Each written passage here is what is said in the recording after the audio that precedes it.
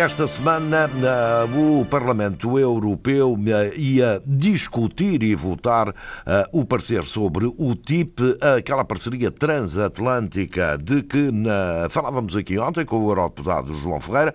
O que é verdade é que acabou este parecer por não ser votado nem discutido. A maioria escudou-se em manobras regimentais para evitar quer a votação, quer a discussão. Atribuem algum significado especial a isto, Marisa Matias? Bom dia, António, bom dia a todos. Sim, atribuo, acho que vale a pena falarmos mais uma vez sobre este tema e continuar a falar. Atribuo porque, primeiro, muito pouca gente sabe o que é o TTIP, ou o TTIP, ou o Tratado Transatlântico, ou a Parceria Transatlântica, tem muitos nomes e é de extrema importância saber do que é que estamos a falar, porque avançar este acordo entre a União Europeia e os Estados Unidos, que é um acordo de livre comércio, vai ter implicações muito significativas nas nossas vidas cotidianas e há coisas que mudam de forma muito radical. Mas o significado, penso eu, que tem a ver com o facto, sobretudo, de, embora não haja muito debate público em torno desta parceria transatlântica, embora não haja, nós tivemos o voto na Comissão da Especialidade, da Comissão de Comércio Internacional, há 2 semanas, e nessa altura tudo estava bem, tudo estava em paz e havia um acordo entre a grande coligação, digamos assim, entre os socialistas e democratas e o Partido Popular Europeu, onde está o PSD e o CDS, e iria a plenário sem nenhum problema. Agora, o que acontece é que nestas 2 semanas de intervalo entre o voto na Comissão Parlamentar e o voto do plenário, nós recebemos milhares de e-mails dos cidadãos.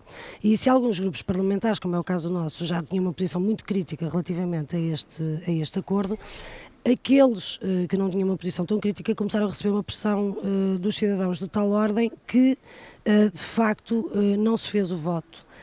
Nem se fez o debate. Começaram a pensar melhor no assunto, é isso, Marisa? Começaram a pensar melhor no assunto, começaram a perceber a pressão. Porque é que está aqui em causa? O que está em causa e o que os cidadãos nos diziam nos e-mails é uma coisa tão óbvia quanto isto, é que na realidade não é verdadeiramente para eliminar as barreiras tarifárias entre os Estados Unidos e a União Europeia, as 2 maiores regiões comerciais do mundo, as mais ricas, que se faz o Tratado Transatlântico. Ele faz, sobretudo, para eliminar as barreiras não tarifárias. O que é que isto quer dizer? Para criar padrões de comércio.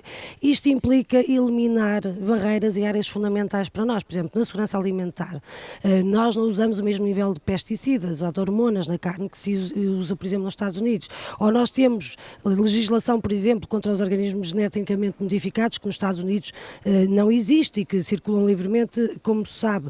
Ou no caso, por exemplo, dos salários dos trabalhadores, da contratação, os direitos do trabalho são muito diferentes, apesar de estarem a ser muito destruídos, são ainda muito diferentes na União Europeia do que são nos Estados Unidos. Portanto, o que se procura harmonizar são as barreiras não tarifárias, criar padrões para não haver diferenças entre as regiões comerciais. Nós sabemos que quando se harmoniza, quando se nivela, nunca é por cima, é por baixo. Aliás, os Estados Unidos não fariam um acordo com a União Europeia, entenda-se, para começarem a incrementar os direitos sociais, a justiça social, os direitos dos trabalhadores, ou aumentar os padrões de segurança alimentar ou de proteção ambiental. Não era isso que iriam fazer. Portanto, o que se queria aqui é liberalizar ainda mais e isso é passar o poder para as multinacionais.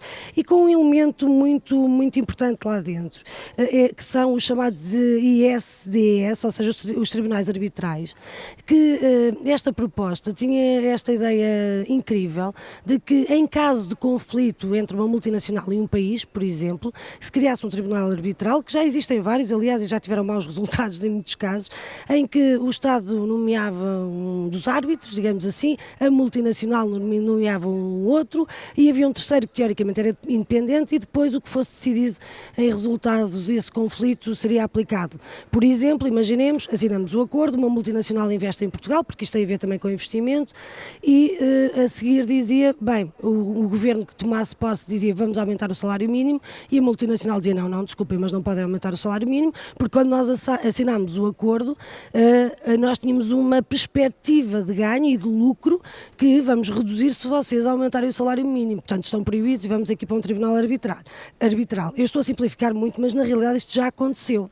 Esta questão do salário mínimo já aconteceu mesmo. A multinacional já pôs um país em tribunal por causa disso e um tribunal arbitral arbitral e não foi possível. Como a Alemanha já foi posta em causa por causa da energia nuclear, por exemplo, e perdeu também o Estado alemão. É substituir a justiça, tal como a conhecemos, pelo poder das multinacionais e das grandes corporações, e é baixar muito os nossos padrões em matéria de justiça, de justiça social, de sustentabilidade ambiental, dos direitos laborais, enfim, de tudo aquilo que eu acabei de referir. E sendo que, obviamente, quem ganha com este acordo são as economias mais fortes.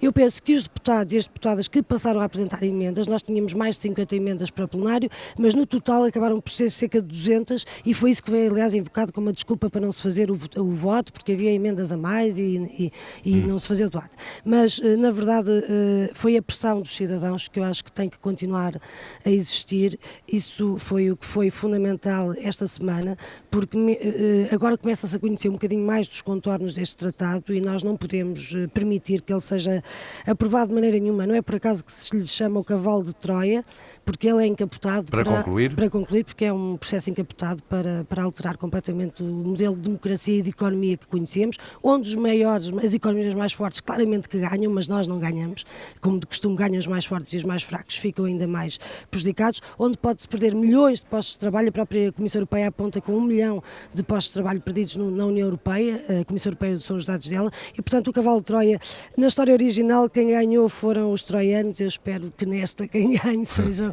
os cidadãos, e é preciso continuar a lutar contra este tratado.